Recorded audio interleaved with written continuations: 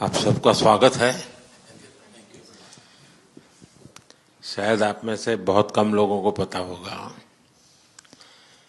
कि जब मेरे मन में वक्फ के एक्ट पर काम करने का विचार आया तो सबसे पहले मैंने सैयदना साहब से सलाह मशवरा किया। फिर उन्होंने आपको मेरे पास भेजा तो मैंने इनको 3 साल तक परेशान किया कि आप जरा इसको अपने तरीके से देखिए, आप अपने लीगल एडवाइस लीजिए, मुझे ड्राफ्ट दीजिए। यानी आप कल्पना नहीं कर सकते इतना कंसल्टेशन में उन्होंने मेरा साथ दिया। आप में से जो भी जानकार लोग उनको बात कर करके ले आए और एक एक शब्द, फुल स्टॉप, कॉमा में क्या करना चाहिए, यहाँ तक मुझे मदद मिली। ये बात मेरे लिए कोई नई नहीं थी। कैसे करना उसके लिए आपको शायद याद होगा, जब आपके दादाजी सैयदना साहब, अब वो तो 1900 से, तो एक बार मेरे घर पे आए थे तो फिर उसी में से बात निकली पाटन की। अब एक व्यक्ति इस वक्फ के नाम पे आप लोगों के लिए वो सबसे बड़ी श्रद्धा की जगह है, उसको दबोच के बैठा हुआ। अब मैं भारी कोशिश की मैंने खुद ने, यानी मुझे मालूम था कि कितनी पीड़ा आप लोग सह रहे। एक्चुअली वक्फ का जो स्पिरिट है, आखिर ये किस चीज के लिए, किसके लिए, उसका अगर दुनिया को उत्तम से उत्तम कोई मॉडल दे पाएगा तो सैयदना साहब दे पाएंगे। लेकिन अब नई व्यवस्था में कानून के तहत तो दुनिया देखे, क्योंकि देखिए कल तक वक्फ के नाम पर क्या हुआ और अब देखिए कैसे हो सकता है। और जब गरीब से गरीब इंसान की दुआ मिलेगी तो उसकी ताकत अनेक गुना बढ़ जाती है।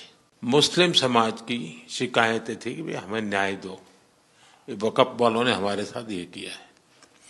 उसमें ज्यादातर बहनें बेटियां थी। तब जाकर के मैंने कहा भाई रियलिटी क्या है खोजो। तो ये रातों रात नहीं आया जी, लगातार 5 साल तक हर बारीक चीज को कोशिश की सब। फिर उसमें से मुझे बहुत पहले बड़े सैयदना साहब से काफी बातें मेरी होती थी, तो मुझे मालूम था कि बोहरा समाज हो या शिया मुस्लिम हो, उन सब उनको तो और मुझे अहमदिया को और मुसीबत है। मैंने कहा भाई इनको तो कोई अलग से प्रोटेक्ट करना पड़ेगा। और उसमें से मैंने इस व्यवस्था को विकसित करने का प्रयास किया है। साहब, वक्फ अमेंडमेंट बिल आप લઈને આવ્યા 75 વર્ષમાં પહેલી વાર આ કમ્યુનિટી, બીજા મુસ્લિમ કમ્યુનિટીને કોઈએ સાંભળ્યું છે, કોઈએ एक्नॉलेज કર્યા છે। साहब, मैं आपने एक वाक्य कहूं, भिंडी बाजार में हमारा एक प्रोजेक्ट चाले है। हमारे प्रोजेक्ट में एक जगह है भिंडी बाजार के अंदर जो हमने 2015 में खरीदी।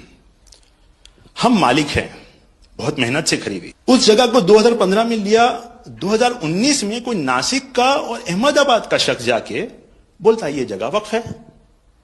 वक्फ तो वहां पे तो लोग रहते हैं, टेनेंट्स है, दुकानें हैं। एक 700 स्क्वायर फीट जगह पे कोई नमाज पढ़ता होगा जो कम्युनिटी हॉल होता है। सब ये गवर्नमेंट ने एक्चुअली ये सारी चीजों पे वक्फ कर दिया है।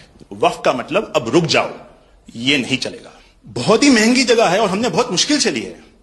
2019 के अंदर कोई थर्ड पार्टी, इसका कोई लेना देना नहीं है, वो जाके ये जगह को वक्फ कर देता है। तो सर कानून में बदलाव तो लाना होगा। जैसे हम देखते आ रहे हैं कि गरीब महिलाएं हो, कम्युनिटी विमेन हो, ये अगर पैसा आवक हो रही है और कानून में बदलाव आ रहा है, उसका फायदा कहीं ना कहीं पहुंचना चाहिए। तो ये सारे विजन जो गवर्नमेंट ने लिए हैं, दाऊदी बोहरा कम्युनिटी उसका बहुत सपोर्ट भी करती है और आपसे बहुत शुक्रगुजार हैं हम इस चीज के लिए कि आपने हमें एक्नॉलेज भी किया।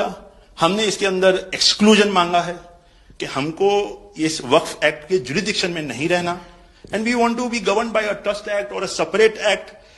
जैसे मुझे साहब ने गाइड किया है कि आपने गाइड किया है, आगे का 100 साल देख के कोई भी काम करना चाहिए। हम उसी राह के ऊपर इसकी कोशिश कर रहे हैं और मैं वापिस से बहुत बहुत धन्यवाद करता हूं आपका कि आपने ये बिल और ऐसे बहुत से कठिन बिल जो आते रहते हैं। बहुत बहुत धन्यवाद। मैं एक और चीज शाह साहब के द्वारा ये कहता हूं कि सैयदना साहब की उम्र अल्लाह ताला तार रोजे क़यामत दराज करे। उनकी मोहब्बत करना माननीय प्रधानमंत्री जी को अल्लाह ताला सेहत में रखे, हिफाजत में रखे, लंबी आयुष दे और हमारे देश की सेवा आप करते रहिए। 1923 से हम ये गोहार गवर्नमेंट से लगा रहे हैं कि हमें एग्जेम्पशन चाहिए। जो 51st हिज होलीनेस थे, उसके बाद 52nd सैयदना साहब और आज 53rd दाइल मुतलक सैयदना साहब वही सेम बात कर रहे हैं कि हमें एग्जेम्पशन चाहिए। 1923 में साहब जब एग्जेम्पशन मिला तो माइनॉरिटी को कंसीडर करा गया, लेकिन 100 साल बाद, जैसा गृह मंत्री जी ने उनके इंटरव्यू में पिछले सप्ताह कहा कि हमने सिर्फ माइनॉरिटी को कंसीडर नहीं किया। साहब ये जो एक्ट आया है वो प्रिवी काउंसिल क्यों लेकर आई? प्रिवी काउंसिल ने ये एक्ट इनेक्ट किया माइनॉरिटी के प्रोटेक्शन के लिए, लेकिन साहब आपने ये एक्ट इनेक्ट किया सिर्फ माइनॉरिटी के प्रोटेक्शन के लिए नहीं, बल्कि माइनॉरिटी विद इन माइनॉरिटी के लिए।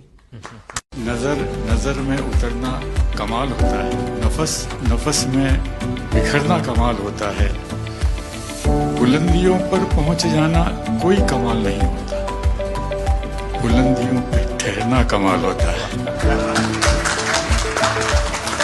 क्या दौलत है आपके लफ्जों में, ऐसी क्या दौलत है आपके लफ्जों में, आप जब भी बात करते हैं दिल खरीद लेते हैं।